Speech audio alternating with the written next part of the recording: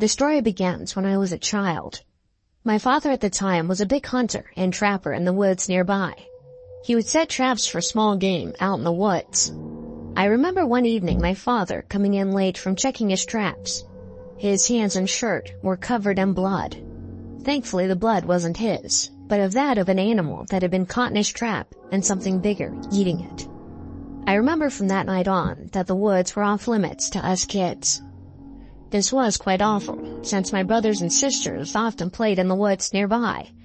I remember asking my father why we weren't allowed in the woods, and he always gave the same answer. It wasn't safe. Over the next couple of years, my father would stop hunting altogether. Hunting was something that my father and his family were quite passionate about. To see him no longer interested in his most favorite hobby was quite disturbing. Something happened in the woods that had spooked him entirely, and he wouldn't tell us what it was. I remember one Halloween, I was 15, that my brother and my friends decided to go out into those woods and stay the night in our treehouse that we'd built many years ago. Thankfully, our treehouse wasn't more than 10 minutes into the woods, but still, we were pretty terrified. Knowing that there was something out in the woods that spooked my father gave me the creeps.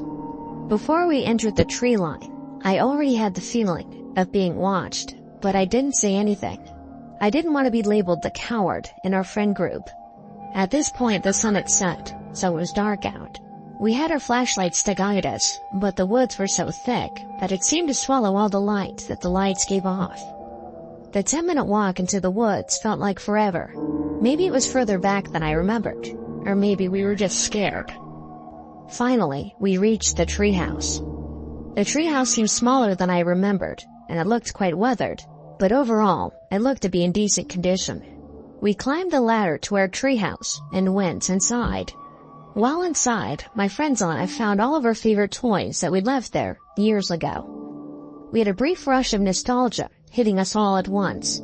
For a very brief moment, we felt like we were younger kids and completely forgot that we were in the middle of the woods at night. While we were exploring the treehouse and playing with our toys, we heard a scream coming from the woods. The scream sounded close. It was a type of scream you wouldn't typically associate with a human, especially out in the woods at this hour of night. All of us were silent. Out of fear of being spotted, all of us turned off our flashlights. We were now out in the middle of the woods at night, with no lights on, with something outside.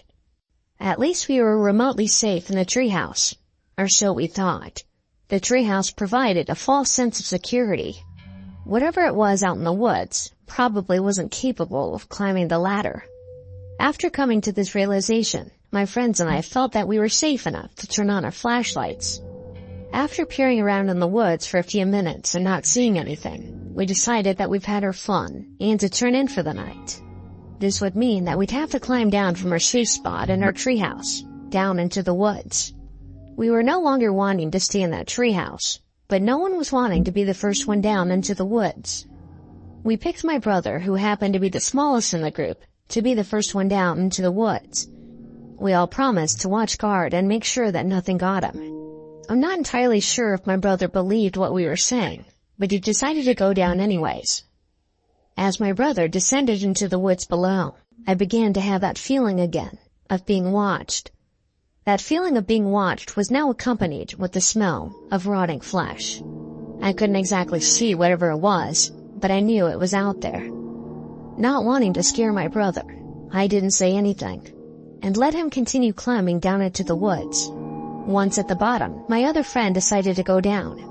When my friend was around halfway down, he stopped dead in his tracks and shined his flashlight off into the woods. All of us gathered around to see what he was looking at, but we couldn't see anything. Everyone was silent and intently looking for any type of movement. That's when we saw it. At first it looked like a deer, but all of its flesh had rotted off of its face. The deer's mouth was unusual. Instead of having dull teeth, it had sharp fangs. All of our stomachs dropped. It was as if we were looking at death itself.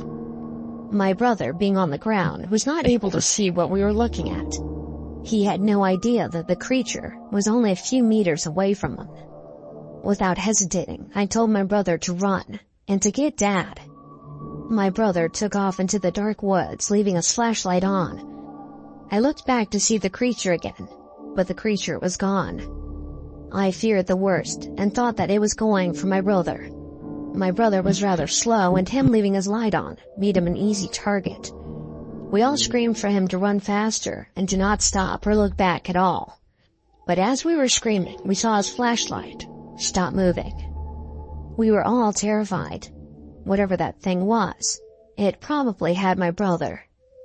The time that this story took place was before cell phones, so calling for help was out of the question. We were sitting ducks in that treehouse. About 10 minutes later, that smell of rotting flesh came back again. We turned off our flashlights so that we wouldn't give away our position. I think the thing knew that we were out there, but didn't know that we were in a tree. We could hear the thing huffing and making grunting sounds beneath our treehouse. It was frustrated. I think it could smell us, but didn't have the common sense to look up. All of us were staring down into the dark woods, listening for any sounds. After 5 or 10 minutes of complete silence, one of my friends decided to turn on the flashlight, a move to this day I regret. When he turned the flashlight on, it illuminated the bottom of the woods, which revealed a horrifying sight. The gross and decrepit creature was next to the ladder, looking up at us. When it finally realized where we were, it let out this horrific screech, a sound that I can only describe as our certain death. The creature then began to climb. The thing was slow and deliberate, knowing well that we weren't able to go anywhere. It was as if it was playing with its food. When the creature was about halfway up the ladder, the sound of a gunshot pierced the night. We were all stunned. The shot had hit a good portion of the creature, and the creature climbed down the ladder. More shots rang out, and the creature ran off into the woods, but it didn't seem injured. We looked down to find my father shooting at the creature, with my brother with them. My brother had made it back. We all climbed down the ladder and raced back to my house. My friends and I were expecting a huge lecture from my father, but surprisingly, he didn't say anything. I think he was just thankful that we were okay. My brother was a hero that night. He saved all of our lives. If it wasn't for him and his bravery, or should I say us forcing him to be the first one down, I'm pretty sure we'd have all died. That's the story of my brother saving our lives from that thing.